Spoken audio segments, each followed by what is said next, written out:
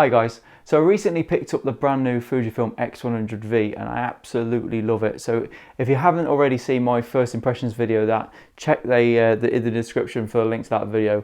Yeah, I couldn't wait to get my hands on this camera and do a bit of testing. So yeah, I absolutely love this camera. So if you haven't seen that video, jump down to the description and check that out. But if you are thinking of picking this camera up, you absolutely will love it. I can guarantee it. It's a phenomenal camera, a huge upgrade over the X100 series prior to this. So yeah, wonderful camera. So since doing that video, quite a lot of people actually reached out to me to ask how it compared focusing speed wise to the other primes in the Fuji range, so the 23mm F2 and the 23 1.4.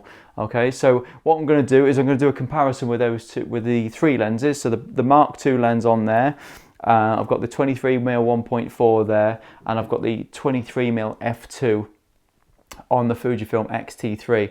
Now, at the time of recording this Fujifilm X-T3 has got the latest firmware on it, which is, if I press and hold back, the latest firmware is 3.20 and the lens version is 1.0. So that's the latest firmware for that body and lens combination at the minute. Now, this combination is a fantastic setup. It's really fast, even in low lights. It's a really good system. I really love it. So it'll be interesting to see how the the 23mm F2 built into the X100V compares, especially with the 23mm 1.4, because this used to be a really slow lens, but on the newer Fuji bodies, the 23mm 1.4 is actually one of my favourite lenses now. It's an absolutely wonderful lens to work with. I use that for my weddings and events. Superb lens. So yeah, it'd be interesting to see how this works. So what I'm going to do is I'm going to put both cameras on here. Now that's about 18 inches from the foreground subject, which is the X Pro 2, the Fujifilm X Pro 2. So it'll be focusing on there. Now it's also going to switch then to focus on the background subject, which is this 50 to 140 lens. And what I'm going to do is I'm going to toggle between the two lenses. And what I'm going to do is I'm going to count to 10. And I'm going to put a timer up to see which lens gets there quicker. So it'll be focusing on there, backwards and forwards, and 10 times to see which one works the fastest. Now, the way to set that, the only way I could think of doing that so it would actually work properly was to use, this might not be that scientific to you, so apologies if not, is to use the touch focusing, okay? So both cameras are in manual focus with the touch focusing enabled on the back of the camera. I don't shoot like this at all normally, but it's the only way I could work out how we were going to see which lens was. I mean, all of these lenses now are more than usable. They're absolutely fantastic. I'm really pleased, and I'd happily use any of this combination. So there is not going to be a loser in this competition at all. It's just to see how they compare with each other. Okay, so right, okay, so yeah, what we'll do is we'll stick the cameras on here. Both cameras are going to be using the same settings, so they're both going to be shooting at f2, 200th of a second ISO 1600. Okay, so we'll do one test with the light switched on. Okay, and then obviously got this blue light in the background, so when we switch this light off, we'll be able to see like a sort of a more event sort of scene, the sort of working environments, or like a lower light environment. So most lenses will focus pretty easily in good lit conditions with good contrast. Okay, so when we switch the light off, I'll bounce the light off that wall just to give a bit of a glow on this foreground subject, and then obviously this light here will simulate some sort of disco light of a wedding, that sort of environment, you know. So yeah, what we'll do is we'll stick the cameras on here, and I've even gone, I've been through the menus and checked both cameras so that they're set up exactly the same, even down to the natural live view being switched on, just in case the contrast in the camera helps it find focus. Okay, so yeah, they're set up exactly the same. I can't think of any areas that I've missed, and it'll be interesting to see who's going to focus the fastest. So the first to 10, and we'll see how quick we get on. So we'll put the first camera on the tripod here.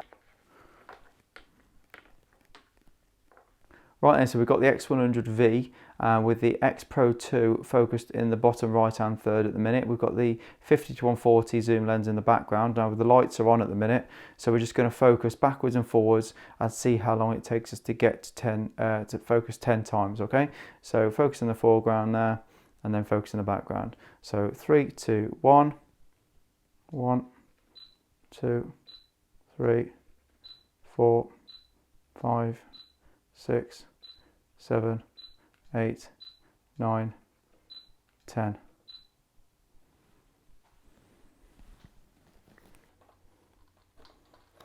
So next up we've got the 23mm F2 on the X-T3, and we've got the bottom right hand third in exactly the same place in the middle.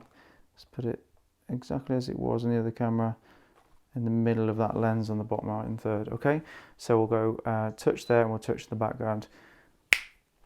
3, 2, 1, go. 1, 2, 3, 4, 5, 6, 7, 8, 9, 10.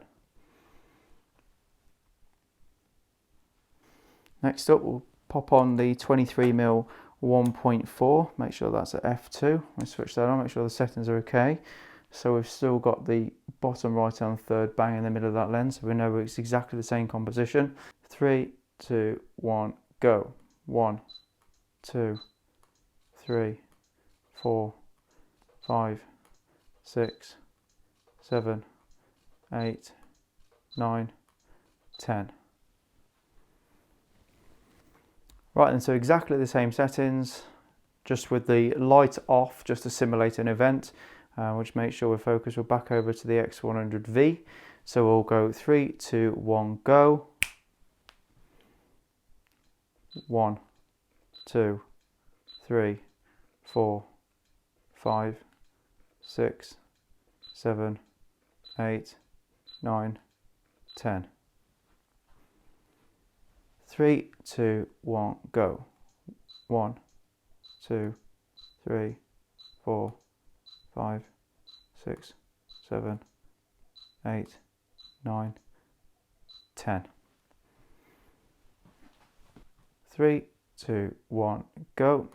1, 2, 3, 4, 5, 6, 7, 8, 9, 10. Now I'll admit that wasn't the most scientific test, but wow, that did well. It really did. I knew the F2 would be the winner of the three lenses because I use it on a regular basis, and in good light, even in low light, it's a really fast, snappy lens. I didn't expect this, the new Mark II lens on the 100V, to be quite as good in low light, and I'm really pleased how well it performs. So I know on the X-T3, with all the magic that Fuji have done with firmwares and everything, the 23mm 1.4 is now a very fast and snappy and reliable lens, even in low light, because I use it for my weddings and events at 1.4. It's a fantastic, really reliable lens. I love it. I wasn't expecting this to be as good. So in my first video, I said that it doesn't feel as fast as the F2, and I stand by that. It doesn't feel quite as fast, but tell you what, there's not much in it, so I'm really pleased with the results. So yeah, this I'd say on average a joint second with the 23mm 1.4, not much in it at all, and to be honest with you, obviously very inaccurate way of using a stopwatch anyway, but not far behind the 23 F2 at all. So yeah, the 1.4 in this in joint second, definitely, but in low light I couldn't believe how well this camera performed. So yeah, thrilled with this. So I'm going to continue to recommend it, and it's basically every time I pick this camera up I love it more and more. So yeah, thrilled with the results of that, absolutely thrilled with it. So it definitely means that as a professional camera I can use this and not worry about the lighting, not worry about the focusing and all that. So yeah, thrilled to bits. Sorry if this wasn't as scientific as you would have liked, but it doesn't need to be scientific, does it? You just need to see how it performs, and that really was low light. I'm really pleased. I really am. I know it was on a tripod, but I'm really pleased with how well this performed under those conditions. So yeah, it doesn't really need to be any more scientific than that. It doesn't really matter who comes first, second or third either. It's just about knowing your camera, knowing the equipment, knowing what it can do, and obviously you can choose to invest in it. But yeah, hope that helped. If there was a way you think I could have done this test a little bit better, do let me know in the comments. And this is obviously my first ever comparison video, so next time I do a comparison video I'll know how to do it a little bit better, if you can think of something. But yeah, thank you so much for asking the question on the phone, the focusing. If you haven't already, hit the subscribe button. I'll see you in future videos. Thanks so much for watching. Take care.